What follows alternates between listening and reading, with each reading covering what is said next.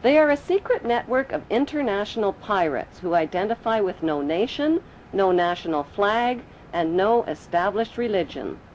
Their flag is the skull and crossbones, and their god, G-O-D, spells gold, oil, and drugs. 1, 2, alright. Yeah. That's right. Live from the belly, they got me behind. A word or two about this book.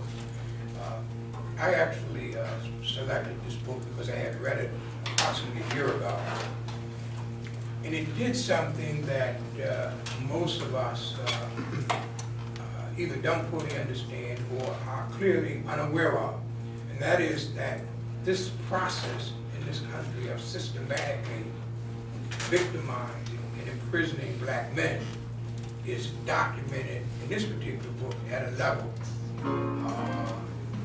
that has been rarely seen before. And so, if you get a chance, certainly pick it up, look through it. What do black men think? What do black men think? What do black men think? Journey with me as we traverse this thing called time, to the place where the transcripts of conversations between men reside, where new dreams are born as soon as old one dies, and you can witness the thoughts of black men coming alive.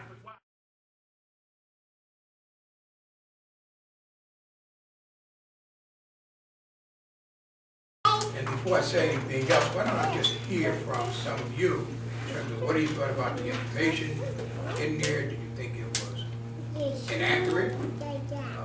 Did you think it represented the thinking in our community?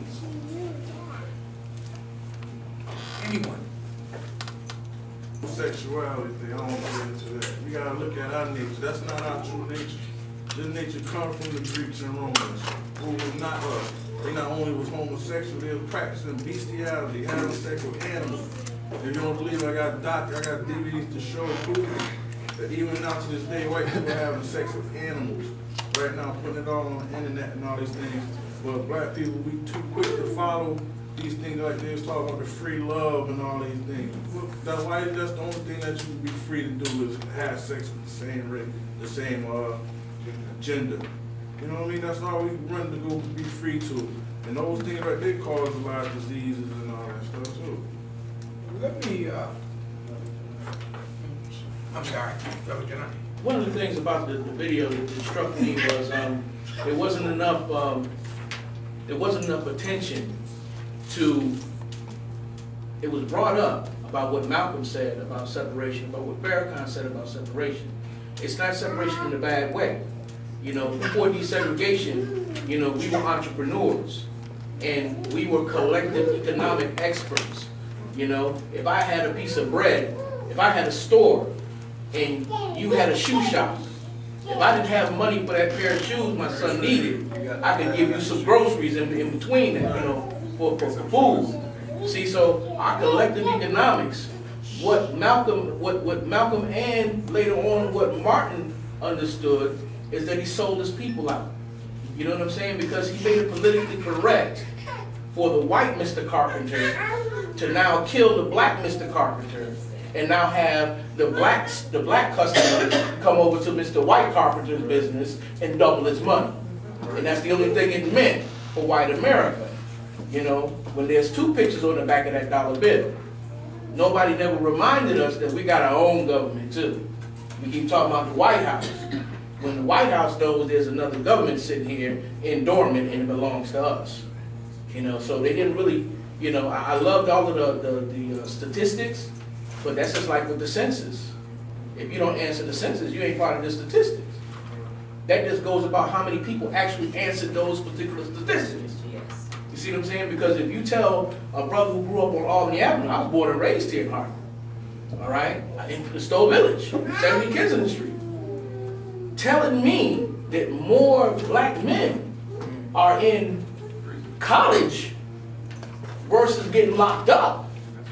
That was an everyday part of my life. I wasn't seeing a big, they didn't have to do nothing, just be on the corner, do whopping. And here comes a cop. You know, we got brothers and sisters right now, just because their car looks a little bit too high class to be in a certain street or neighborhood, and the brother inside of it looks a little too young to have that type of car. Here we go, we have an incident. You know, so these realities still exist. We can't play with each other and feel like this is not existing. It's existing in our neighborhood. What we have to do, very disrespectful, automatically. In New York City, we have foreigners that are policemen. Look at Obama. Look at the situation with Obama and the police and treasurer and the man down here. It's like Obama actually apologized. Exactly. Yeah. So that makes us look soft, feel soft as a black man. Let's see if we can direct all of our answers so that, you know, everybody kind of hear them so that we don't do this. But why do you think this has happened to our community? If you look at what was presented in the DVD in terms of our community being 81% family headed, 40% of that number ran their own business. What happened? Why do you think we lost this ability to do this? And what is the cause of it? I mean, what's the basis of us believing everything but ourselves? I mean, what is that? For one, media.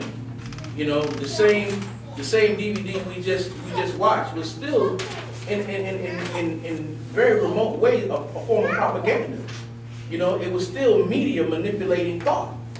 You know, and two, fictitious leaders who we falsely believed in, who ran us astray for their own personal monetary gain behind closed doors.